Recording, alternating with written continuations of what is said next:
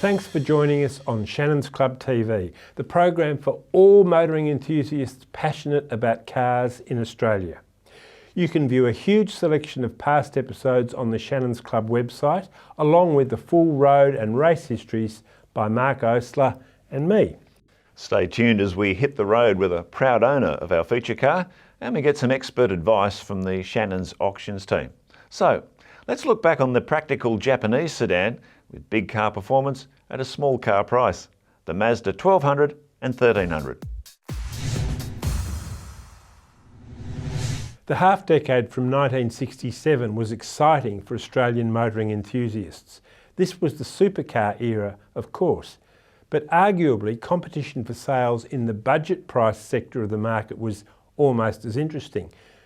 The Toyota Corolla was genuinely exciting in 1967, but just as the Corolla eclipsed Datsun's elegant little 1000, it too, the Corolla, would be outdone the following year when the Mazda 1200 arrived.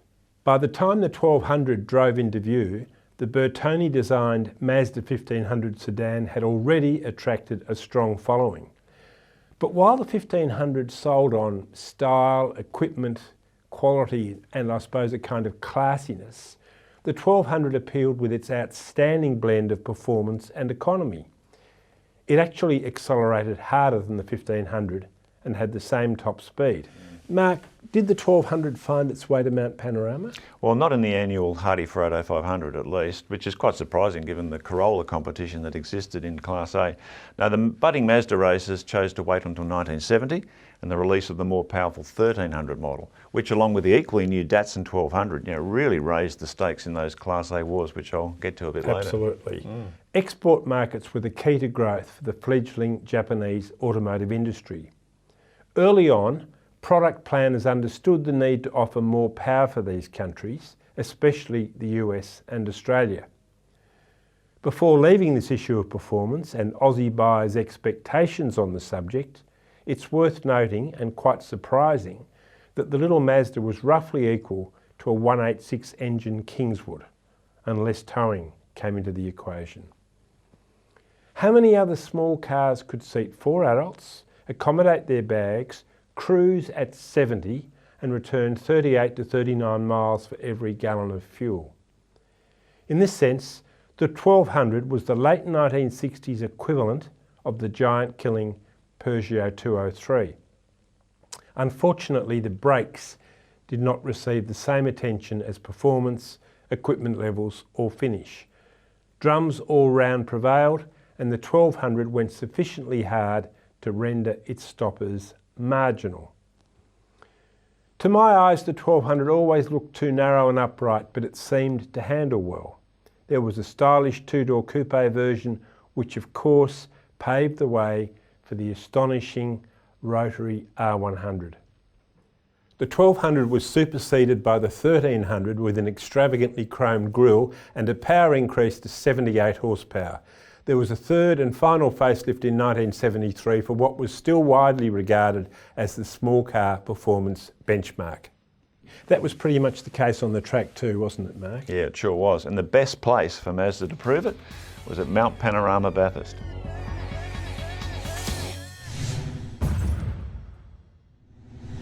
Mazda's proud history in Australian touring car racing is largely built on rotary power. However, perhaps less known is that a non-rotary model, the Mazda 1300, also competed with great success in the early 1970s, winning the Class A small car division at Bathurst. The Japanese small car wars of this era were some of the toughest battles ever seen on Mount Panorama.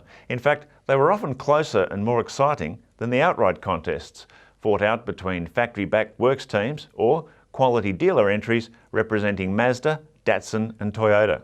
The Mazda 1300 sedan, launched in 1970, was similar to the 1200 released the previous year.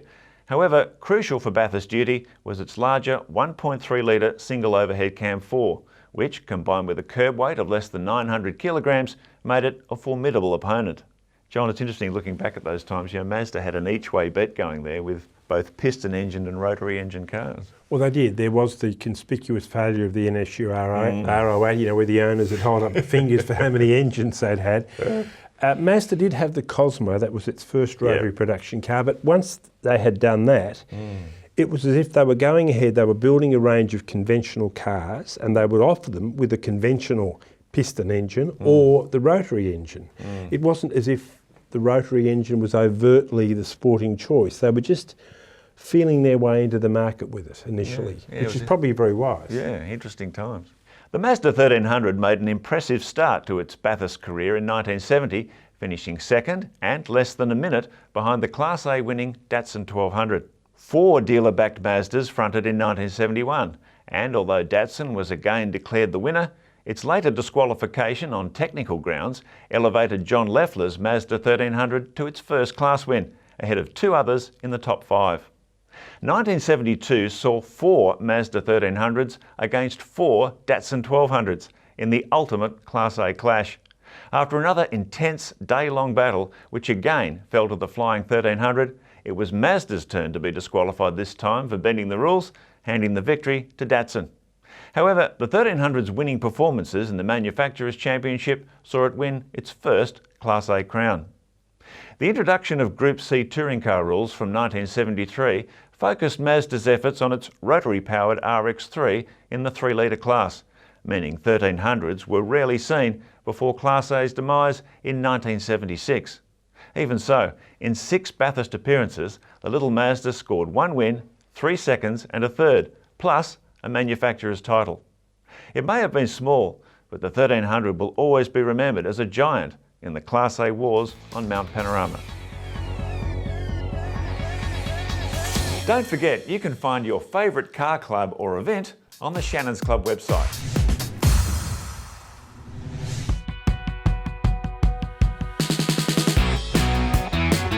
Hi, my name's Aaron and this is my 1970 model 1300 Coupe. In 2016, bought the car from a friend. The car was in fair condition for its age. Definitely needed paint and panel to be brought back to life. I've done a full restoration on the car. As you see it now is as it would have rolled off the showroom floor. Key specs of the car: 4-speed manual gearbox, very basic inside, AM radio, cigarette lighter, and that's pretty much all you got. When I first got the car, I pulled it down, had a trimmer do all the interior in for me, got a panel beater to restore the shell. The engine that's in the car now is currently the engine that was with the car when I first purchased the car, which I believe is the original 1300 engine.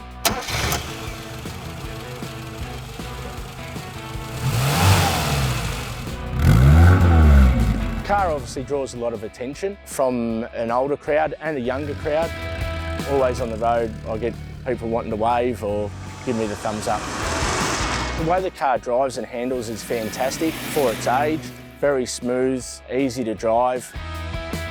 Probably should be driven by a little old lady. Lacking a little bit of horsepower, but makes up for it in looks. Favourite memory with the car, the first night that I got to drive the car once it was registered and got it out on the road and just enjoyed the fruits of my labour. I'm currently a Shannons customer. I've been a customer now for 3 years. My experience with Shannons has been fantastic, easy to deal with, and hopefully many more years to come. What makes this car special to me is that I've rebuilt the car from an ugly duckling to what we've got here today. Just enjoyed putting it together. Future plans for the car is to hopefully keep it in my collection and one day pass on my passion and the car to my kids to enjoy.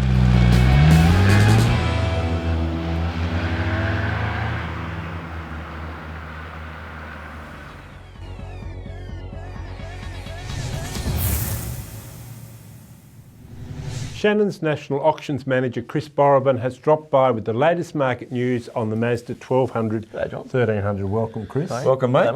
When we talk about Mazdas, classic Mazdas, we're usually talking about rotaries.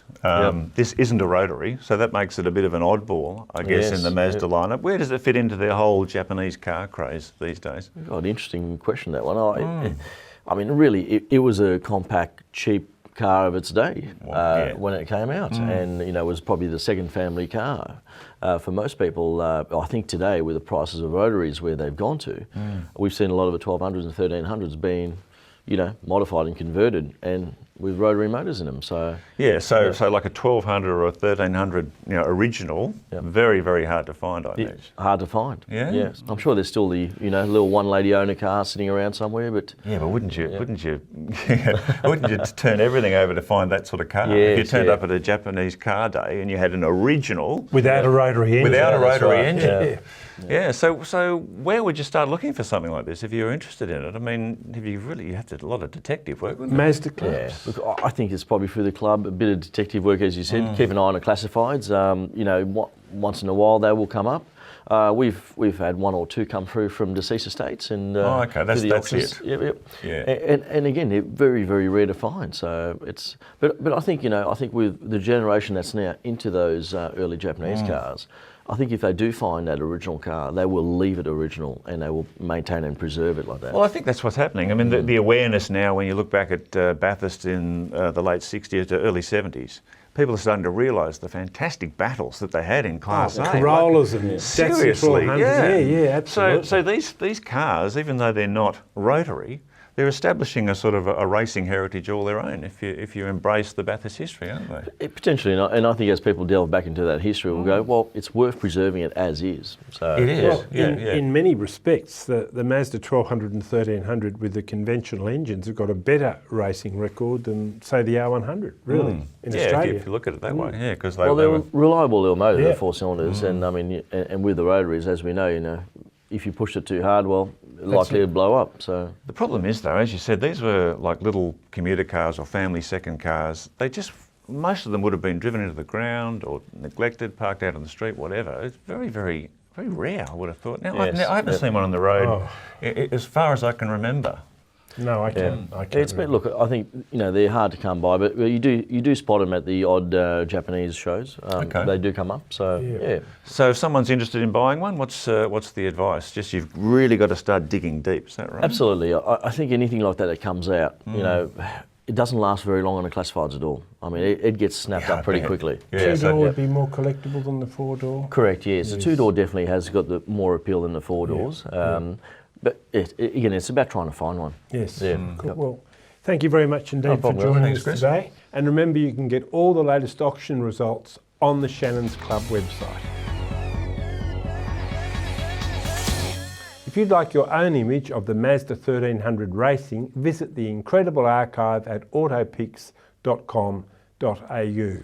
In conclusion, like comparing the Mazda 1200 and 1300 to the Mazda 1500 and 1800. Yeah, very, very different cars at that time, weren't they? Yes, well, that beautiful looking body had originally been intended for Alfa Romeo, so Mazda did very well to get it. That's of course, the sold as the Mazda Loose in Japan and many Light in other markets. The 1500 was really a very beautiful car.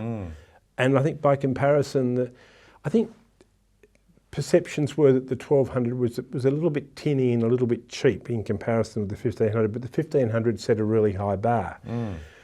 The real qualities of the 1200, 1300 though were that they had phenomenal performance with very good fuel economy at a bargain basement price. And I think the Japanese manufacturers were very clever to plug into this Bathurst mentality. Oh, absolutely. They were little cars and they were constantly lapped by the big cars and everything. But for me, the 3 Japanese cars that really set Japan on a almost vertical trajectory was the Datsun 1200, the Corolla, and the Mazda 1200, 1300. That time was just incredible for the Japanese manufacturers. It was, yes, it was. Remarkable. It certainly was.